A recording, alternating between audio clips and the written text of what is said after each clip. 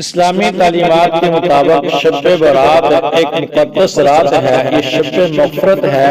اللہ رب العزت اس رات میں بے شمار لوگوں کو جہنم سے آزاد فرماتے ہیں۔ حدیث پاک کے مفہوم کے مطابق نبی کریم صلی اللہ علیہ وسلم نے ارشاد فرمایا کہ بنو کلب کی بکریوں کے بالوں کی تعداد کے بقدر اللہ رب العزت گناہ گاروں کو جہنم سے آزاد فرماتے ہیں، جنت کا داخلہ عنایت فرماتے ہیں۔ محدثین نے لکھا ہے کہ بنو کلب ایک قبیلہ تھا جن کے پاس تقریباً 20,000 بکریاں تھیں۔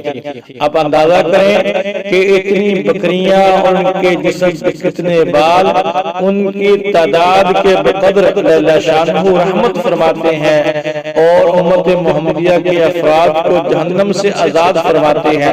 ساری رات اللہ کی رحمت صدائیں لگاتی ہے، حل من سائل، ہے کوئی سوال کرنے والا، ہے کوئی استغفار کرنے والا، ہے کوئی رزق طلب کرنے والا، کوئی آئے ہم اس کو جھولیاں بھر کے عنایت فرما دیں۔ اللہ شانہ کی رحمت موسلا دھار بارش کی طرح برستی ہے۔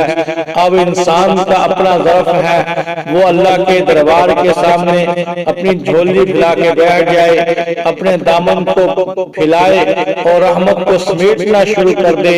انسان کی اپنی نیت ہے، وہ اللہ کے دربار میں اللہ کی رحمت کی چھاؤں میں موسلادھار بارش میں گلاس رکھے گا، گلاس بھر جائے گا، وہ جگ رکھے گا، جگ بھر جائے گا، بڑا برتن رکھے گا، وہ بھر جائے گا۔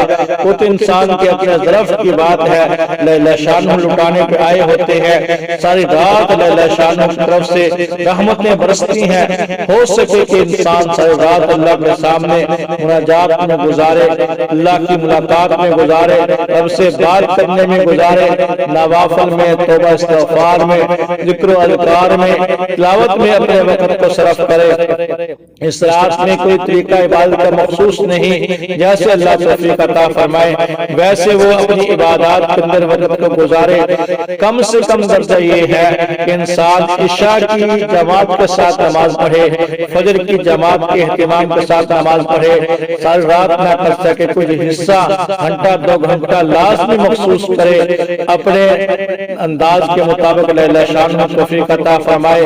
نہ کوئی طریقہ نوافل کا متعین ہے، نہ کوئی مخصوص عبادت ہے۔ اللہ شانہ نے رحمت کی رات بنائی ہے، لیکن ہم لوگ خرافات میں کھو گئے، رسومات میں کھو گئے، کھانے پکانے کے اندر شیطان نے ہمیں مشغول کر لیا۔ جب پیٹ بھرا ہوگا تو جاگنا کہاں نصیب ہوگا؟ تو اس رات کا تعلق کھانے پکانے کے ساتھ ہے ہی نہیں۔ ہم مسلمان ہونے کے ناطے عبادت کی رات ہے، مقدس رات ہے، اور اللہ شانہ کی طرف سے اس میں رحمت کے برسات ہے۔ دوسرا مسئلہ اس رات سے متعلق یہ ہے کہ اس رات کو قبرستان میں جانا۔ دیکھیے حدیث پاک میں صرف ایک حدیث ہے کہ نبی کریم صلی اللہ علیہ وسلم زندگی میں ایک مرتبہ بقیع کے قبرستان میں تشریف لے گئے ہیں۔ اگر کوئی انسان سنت کے شوق میں زندگی میں کبھی کبھار رات کو قبرستان میں چلا جائے اپنی موت کی یاد کے لیے، اپنے آخرت کو یاد کے لیے، تو اس کی گنجائش ہے، لیکن اس کا اہتمام اور التزام نہ کیا جائے۔ دوسرا مسئلہ روزے کا ہے کہ ہو سکے تو یہ ایام بیض کے 3 روزوں کا اہتمام کرے، 13، 14، 15 کا، اس میں شب برات بھی آ جائے گی اور ایام بیض بھی ہو جائیں گے۔